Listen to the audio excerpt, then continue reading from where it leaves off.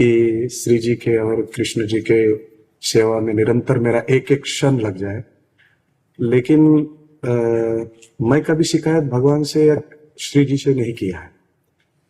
निरंतर सेवा में रहता हूं, लेकिन पता नहीं है, मार्गदर्शन के लिए आया हूं।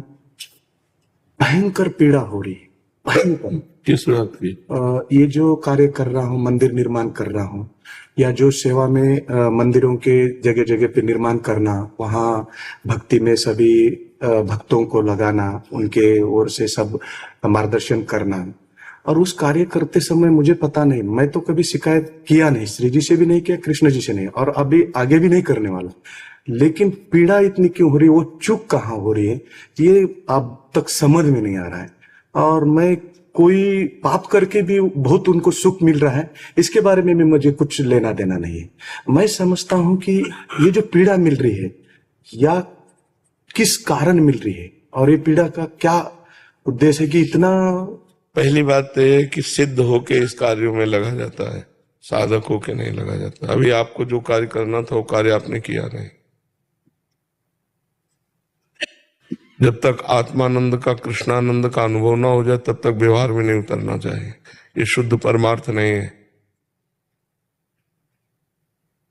शुद्ध परमार्थ में पहले स्वरूप का बोध होना चाहिए। तो आप आत्मानंद में, भगवदानंद में निरंतर निमग्न रहते।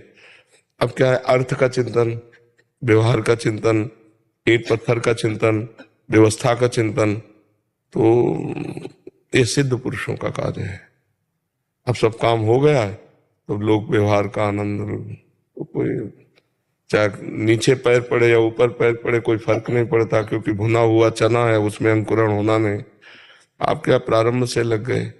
देखो, जहां प्रश्न कर रहे हो, यहाँ अध्यात्म की केवल ऊंचाई की बात से हम आपको कह रहे हैं, नहीं संसार की ऊंचाई में तो अभी आप बैठे हुए हो, अपने लिए थोड़ी कुछ कर रहे हो, सब लोकहित के लिए कर रहे हो।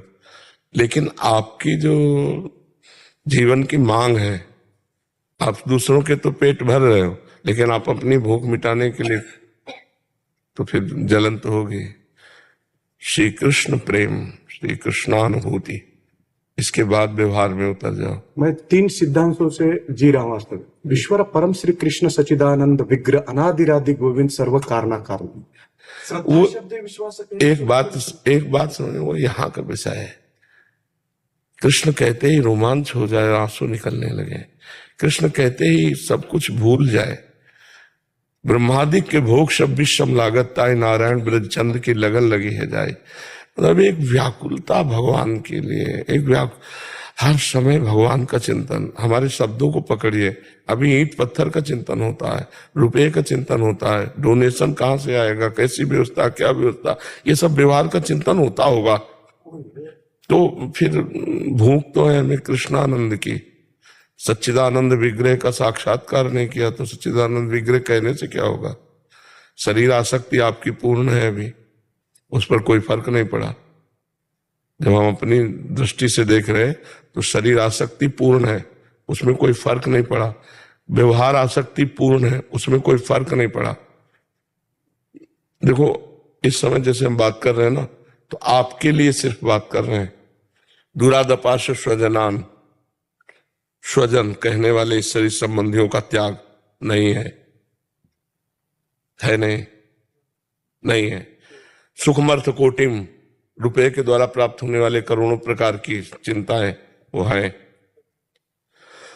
और फिर सर्वेशु साधन वरिष्ठ चिरम निराशा, समस्त साधनों से भी चिरकाल तक नैराश्य को प्राप्त होकर श्री कृष्ण या किशोरी जी के चरणों का पूर्ण भरोसा और उसी में तन्मय, ये भी नहीं है। फिर कैसे? मैं निरंतर जब भी मैं पीड़ा में रहता हूँ, कष्ट में रहता हूँ, तो ये सत्य बात है। मैं कुंभ में भी एक दिन रहा था, मौनी अमावस्या के दिन, तो उसी कुंभ में जगत गुरु के साथ था, तो उसी में केवल पीड़ा हो रही थी इसी चीजों की। और उसी वक्त जब भी मुझे, क्योंकि आपका हृदय पवित्र है ना, आपको यह पवित्र हृदय की थोड़ी हो, पवित्र हृदय, पर वो हृदय की जो मांग है वो भगवदानंद है। और छुट्टू पुट्टू ओस के चाटने से प्यास नहीं बुझती। आपकी मांग श्री कृष्ण है, आपकी प्यास श्री कृष्ण से आप जान नहीं पा रहे। नहीं, आप कोई पाप कर्म थोड़ी कर रहे हो कि आपका हृदय जलेगा, समझ रहे हो ना? महाराज जी इसमें एक चीज पूछना, महाराज जी बाहरी सत्क्रियाएं हो रही हैं जैसे मंदिर आदि निर्माण हो रहा है, बट इन क्रियाओं का आंतरिक हाँ वो नहीं, वो नहीं, वो नहीं, कैसे होगा महाराज जी? वो पहले एक बार हटना पड़ेगा, सबसे हटना पड़ेगा। हाँ महाराज जी स्वस्थ होने पे फिर स्वतः होंगी ये अगर भागवती क्रियाएं? हाँ, मतलब जैसे स्वयं भगवदानंद प्राप्त हो गया, अब वो जो कुछ चाहे जैसा चाहे हरि करवावे, उसका इससे कोई ताल्लुक नहीं होता। अगर ये 100 मंदिर एक साथ बनवाए तो कोई फर्क नहीं पड़ेगा, और ये फुटपाथ में पड़े रहे तो कोई फर्क नहीं पड़ेगा। तो पहले क्या करना चाहिए महाराज? पहले अपना कल्याण करो, पहले जग का कल्याण स्वयं होगा, पहले हमें भगवत प्राप्ति करनी चाहिए। उस कल्याण जो अभी हम जिस चेष्टा में लगे थे उसका फल ये है कि जो वार्ता हो रही है हमारे। हाँ, क्योंकि मतलब सही ठिकाने पे निशाना नहीं लगेगा तो गोली फिर ही जाएगी। सही ठिकाने, अच्छा किसी और से पूछो तो बहुत सही चल रहे हैं। हाँ हाँ बिल्कुल, कहीं भी किंचन मात्र, वो हम जान रहे हैं कि कहीं। बिल्कुल। जगत गुरु ने बोला कि मैंने उनको पूछा तो उन्होंने बोला आप बहुत पीड़ा से ग्रसित हो, आपका अनुष्ठान करना पड़ेगा। तो आपका एक मैंने परसों में 2 घंटा रोज आपका सुनता हूँ, तो उन्होंने बोला कि ऐसा ऐसा ऐसा ऐसा करना पड़ेगा।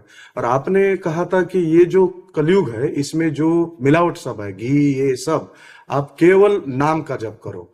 तो मैं 28 नामों का जप करता हूँ हर दिन 3 घंटा, और पूरा श्री जी का ध्यान करता हूँ। जब भी मुझे ऐसी पीड़ा होती है मैं श्री जी का चिंतन करता हूँ तो आपका चेहरा शरीर पूरा मेरे सपने में आता है, और तब मुझे शांति मिलती है और उससे निकल जाता हूँ। लगता है कि मैं जो श्री जी की प्रयास कर रहा हूँ, मैं कुछ भी नहीं कर पा रहा हूँ, केवल मैं उस रास्ते का जाने का, श्री जी का, श्री कृष्ण जी का बचपन से भक्त हूँ, बचपन से सेवा कर रहा हूँ। लेकिन कमियां जो आपने बताई एकदम स्पष्ट बताई है।